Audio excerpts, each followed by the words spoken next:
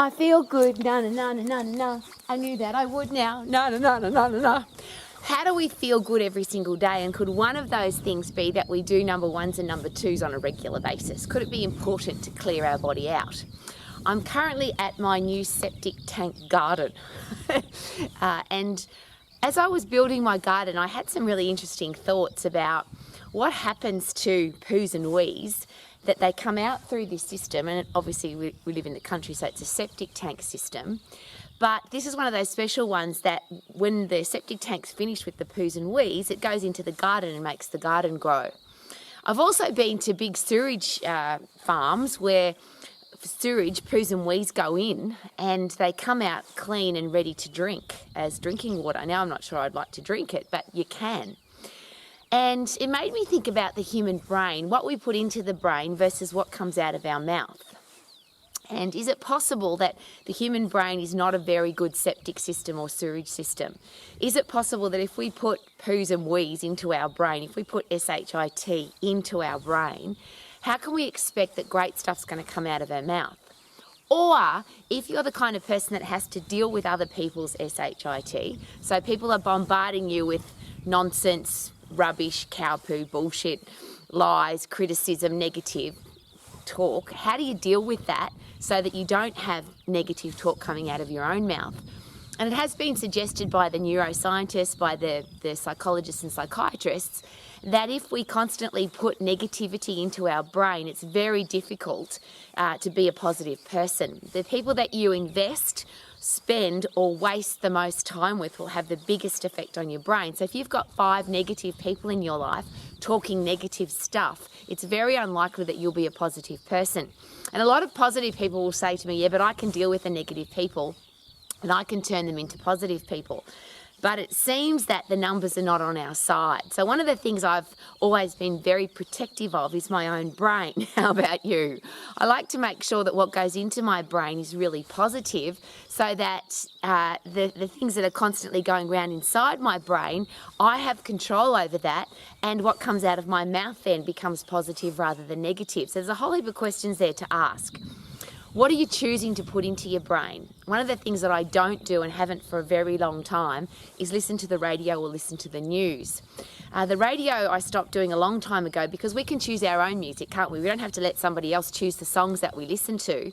And is it possible that the stuff that comes through the radio from the people that are on the radio stations are often negative thoughts, or they're other people's opinions? And if we're constantly bombarded with other people's opinions, is it possible that we take those on board? Now, I love hearing from other people, but I want to choose what information goes into my brain.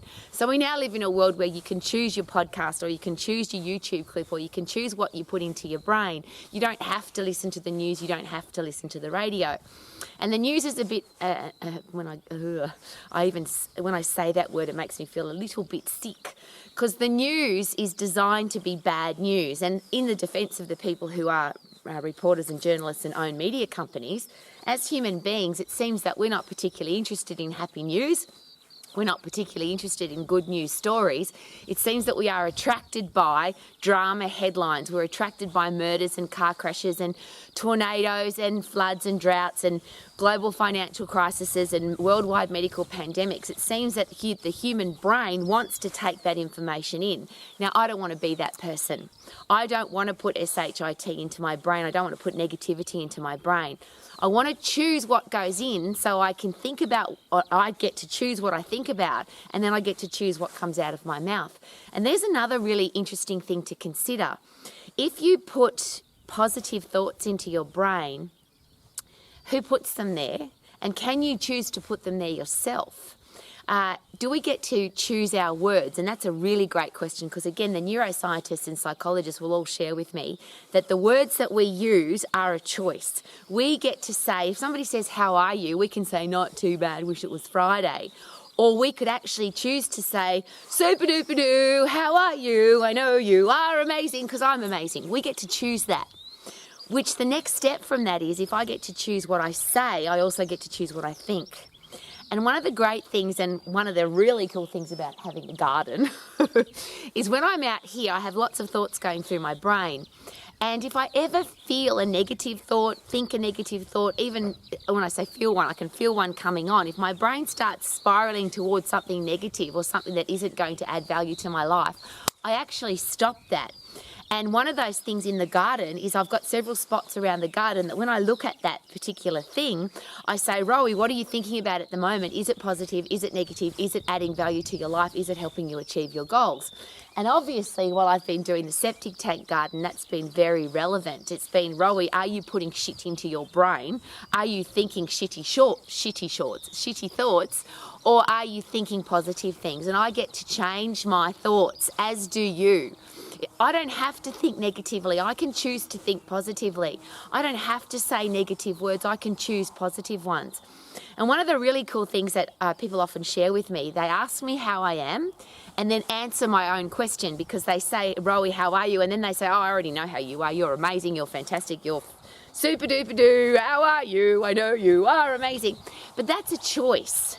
I've chosen to live my life that way. And I share that with you because I think we all have that choice. We get to choose the music we listen to, the television we watch, the books we read, the people we invest or waste time with. And that's an interesting combination, because I don't want to waste any of my time. I want to get a return on my investment. How about you? Wasting time is like burning money. You can actually make more money. If you burn money, you can make more, but you can never get time back. So if you're wasting time on negative thoughts, negative people, nasty news stories, negative social media content, that's time that you can never get back. We only have you and I every day have 24 hours. In a week we have 168 hours. We have 365 days in every year. That's something that we all have in common. Isn't that pretty cool? But we don't know how many of those years we're going to get or how many of those days we're going to get. We only have a limited number. So I'm really aware of what am I doing with my own brain? What am I putting in there so that and ultimately, here's a really fun thing to consider. Is it possible that life really is only what's going on inside our own brain? Doesn't matter what's going on outside there. We get to choose not what's going on most of the time, but don't we get to decide how we're going to respond or react to that? So if it's a rainy day, we can say, oh, it's raining, I wish it wasn't raining. Or we could be excited about free water coming out of the sky. We could be angry and annoyed that the government's done something crazy. Or we could say, isn't it awesome that I live in a country where I get to vote and make sure that I vote? See, that's turning a negative into a positive. And that's something that, again, I'm really proud of. People share that with me. Rowie, you take every negative and turn it into a positive. And that's true. I do. I want to be the septic tank for the world. How's that for an analogy? I want to be the sewerage system for the world, so that if shit comes in, I want it to go out clean. And here's a really interesting question. If you're a parent, a teacher, a coach, a boss, a leader, a pastor, somebody who's responsible for what goes on inside people's brains, how do we teach our kids that? How do our kids know that if somebody puts negative stuff into their brain, they have a choice to turn it into a positive? Because I often hear adults say this, oh, such and such upset me, or that situation made me angry, or that person hurt me. Here's a really interesting question. Did they hurt you, or did you allow them to hurt you?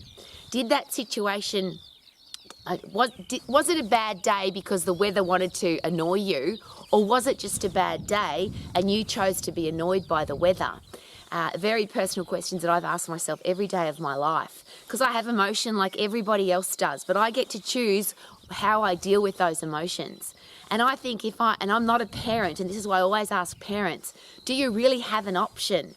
If you are a parent, surely strong, positive, optimistic solution finder is the only option. Surely you have to be the sewage system, the septic tank for your kids. If they're getting stuff put into their brain that's negative, surely we have to be the ones that teach them to turn it into a positive.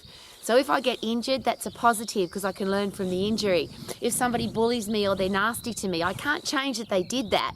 But what do I have to do to learn how to deal with it? What do I do to have to learn to be a strong person to be able to cope with it? Or even better, is it possible that weak people pick on weak people, but strong people pick on nobody? So how do I teach my kids to be strong so that nobody picks on them? And if they are picked on, they are bullied, they know how to handle it.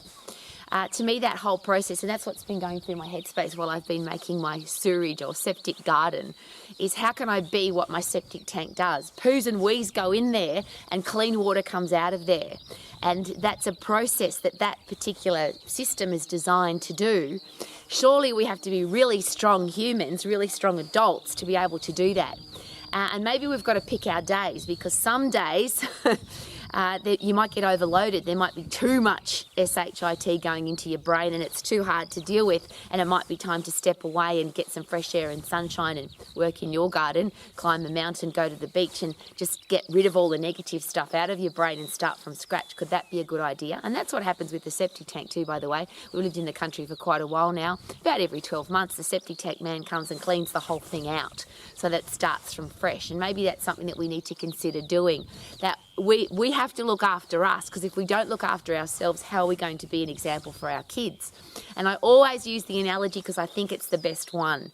When you're on a plane, they share with us that in the rare case of an emergency, a oxygen mask will fall out of the ceiling of the plane. Please make sure that you're breathing first before you try and help other people to breathe, because if you're dead, you can't help anybody.